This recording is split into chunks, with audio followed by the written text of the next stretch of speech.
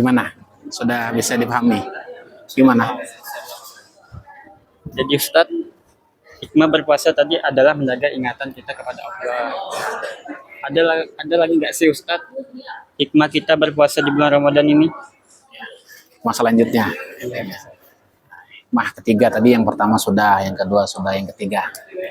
Hikmah kita apa? Yang bisa kita ambil dari kita berpuasa di bulan Ramadan ini ialah kita menjadi pribadi yang kuat bertawakal kepada Allah Subhanahu wa Ta'ala.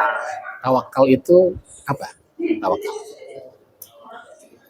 berserah diri, bersandar diri kepada Allah Subhanahu wa Ta'ala. Kalau kita pikir-pikir, ini kan seolah-olah kita sering nih berpikir, wah kalau tak makan, kalau tak minum, kita lemah.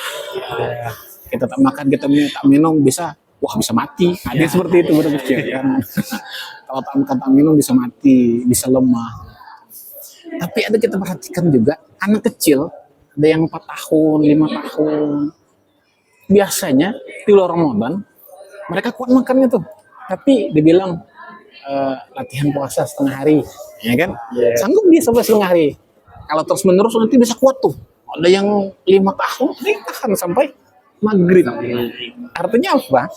Sebenarnya kan kalau kita perhatikan, dengan dia menyandarkan diri kepada Allah Subhanahu wa Ta'ala, Allah berikan kekuatan kepada dia. Makanya disebut la hawla wala quwata illa billahil aliyyil azim.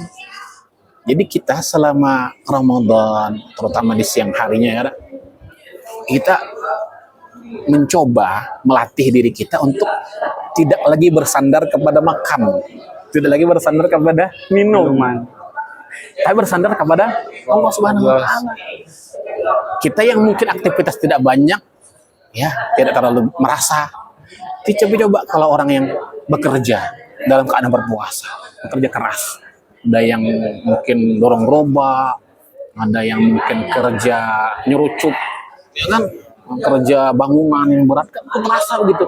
Begitu mereka puasa, dengan menahan lapar dan dahaga, mengusahakan untuk menjaga sampai waktu maghrib, kan luar biasa tawakalnya tuh.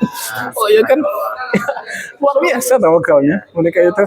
Makanya disebutkan fa'idza azamta fatawakkal 'alallah. Kalau kalian sudah berazam dalam hati menjaga dari imsak sampai maghrib ini, tawakal sama Allah. Disuruh tawakal gitu sama Allah. Nah kalau kita ini masih mending.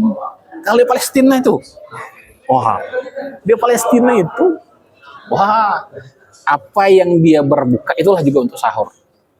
Karena memang tak ada yang bisa dimakan, terbatas kehidupan mereka, ya kan?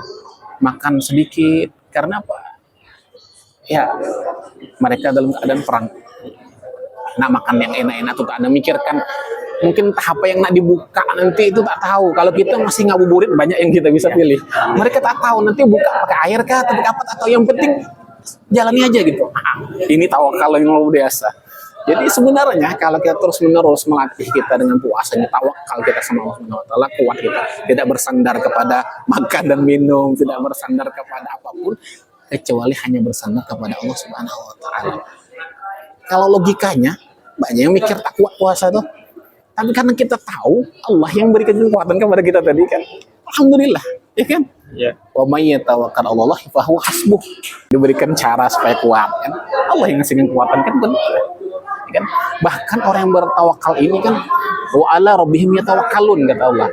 Ini orang-orang yang beriman itu dia bertawakalnya tuh bulat sama Allah Subhanahu wa Ta'ala. Apa disambung dalam ayat itu? Ya, ulaika humul mu'minun haqqan. Ya, mereka itu adalah mukmin yang sebenar-benar mukmin. Nah, tawakal sama Allah itu mukmin yang paling benar. Nah, keimanannya kepada Allah Subhanahu wa Ta'ala. Mudah-mudahan Allah karuniakan kepada kita. Amin ya rabbal alamin. Alhamdulillah, kesempatan kali ini kita semua mendapat ilmu yang sangat bermanfaat. Kita sudah mendengarkan penjelasan dari Ustadz mengenai hikmah berpuasa. Yaitu yang pertama, puasa dapat mengontrol atau mengendalikan hawa nafsu kita. Yang kedua, puasa dapat menjaga ingatan kita kepada Allah Subhanahu wa Ta'ala. Dan yang ketiga, puasa dapat menguatkan tawakal kita kepada Allah Subhanahu wa Ta'ala. Terima kasih Ustadz atas ilmunya. Semoga dapat bermanfaat bagi kehidupan kami sehari-hari, juga bisa kita amalkan dalam kehidupan sehari-hari. Amin. Assalamualaikum warahmatullahi wabarakatuh. Waalaikumsalam warahmatullahi wabarakatuh.